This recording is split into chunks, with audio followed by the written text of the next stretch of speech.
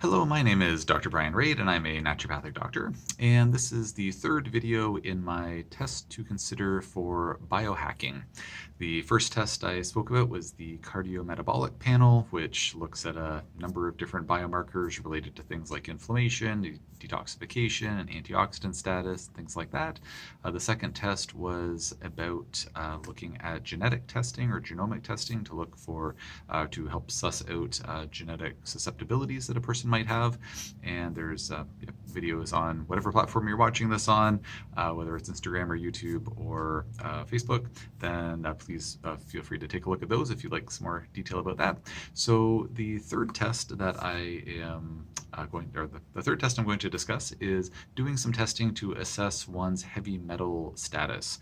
The reason that I lump this into the biohacking biohacking test to consider is because heavy metals ultimately just make everything worse in our bodies. Heavy metals, of course, would include things like lead, mercury, arsenic, aluminum, cadmium, tin, nickel, etc. And those would be the most common ones, I would say.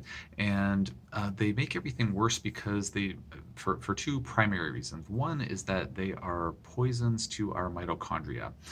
They basically interfere with those beautiful little organelles that make all of the energy for our cells. They basically run everything in every cell of our bodies, except for red blood cells. And they are, and therefore, by interfering with mitochondrial function, then they can potentially interfere with the function. They do interfere with the function of every tissue, every system in the body. And that's really significant because, to my understanding, and I've lectured about this topic, not on social media, but at a medical conference before. The prevailing theory of why we age is related to depletion of mitochondrial function over the course of time. So as much as, I'm thankful every day that I age further because it's better than the alternative. But the idea, of course, is you would want to age gracefully. We want to, have not only a good lifespan, but also a good health span, i.e. being healthy for as long as possible. And so keeping our mitochondria happy and healthy is a key component to that kind of game plan, in my opinion. So anything that might interfere with mitochondrial function, I think is good to try to address or minimize as best we can. So getting rid of heavy metals or ensuring that the levels of heavy metals in the body are not at a problematic level, I think is important from that perspective.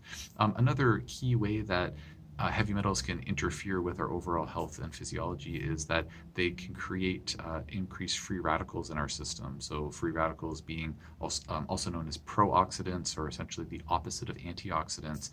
And while we do need certain amounts of free radicals in our bodies to function properly, we certainly don't want excessive amounts, because that can lead to DNA damage, can lead to lipid oxidation, which interferes with your cell membrane function, your mitochondrial membrane function. Too many free radicals kicking around can actually interfere with our mitochondrial function as well. So, as I'm fond of saying, it really all comes down to the mitochondria. It all comes back to the mitochondria. So that's another key reason why elevated heavy metals can be problematic for our overall health and longevity, and thus relates to biohacking. One other third reason I'll just throw out there why heavy metals can be problematic, or they are problematic, is because they do interfere with certain key enzymes that affect our detoxification pathways, including key steps in something called our methylation cycle, which has its hand in many systems in the body, including our detoxification pathways, synthesizing glutathione, and many other things. So heavy metals are bad news, and really, ask anybody on the street, is lead toxic for humans? Is mercury toxic for humans? Like, of course, everybody knows that they're bad for us, and those are some of the reasons that they are bad for us. So the question is the question isn't, do we have heavy metals in our bodies? Because unfortunately, given the state of our worlds, in terms of past pollution, this and that, we all have heavy metals in our bodies. And I say that because I've run hundreds and hundreds and hundreds and hundreds of heavy metal panels on patients over the course of time, and every single person has heavy metals. It's just a question mark of, do they have problematically or levels of heavy metals that have been elevated to a problematic extent? And that's why we test, because again, it's not a question of do you have them, it's just, do you have too many of them? So the way that heavy metals are tested for, and I believe I've gone into this in depth in past videos as well, but ultimately the gold standard test to determine if there are elevated heavy metals in the tissues of our bodies, not in our bloodstream. That's totally different. Blood levels of heavy metals are assessing for heavy metal toxicity, not heavy metal accumulation. In other words, I want to know, have my patients gradually bioaccumulated metals in their tissues and to a problematic extent, not are they suffering from heavy metal poisoning. I know that they're probably not suffering from heavy metal poisoning because they're not, soldering lead pipes and playing with mercury in their basement and um, I don't know, cooking everything in aluminum pans and things like that. But I do want to know, are they bioaccumulating excessive amounts of metals? So the way that testing is done is they do a baseline urine test to see how much heavy metal is coming out in their urine just on a random day. They then take a chelating agent, which is a heavy metal magnet, essentially, that goes into the cells, binds up the heavy metals that are there, dumps those back into the bloodstream, and then some of those metals get flushed out through the urine via the kidneys. And so after they've taken that chelating agent, either intravenously or orally, then they collect another urine sample. And in essence, we're basically going fishing for heavy metals with that chelating agent. So we send both samples off to the lab, and then we see what the levels look like.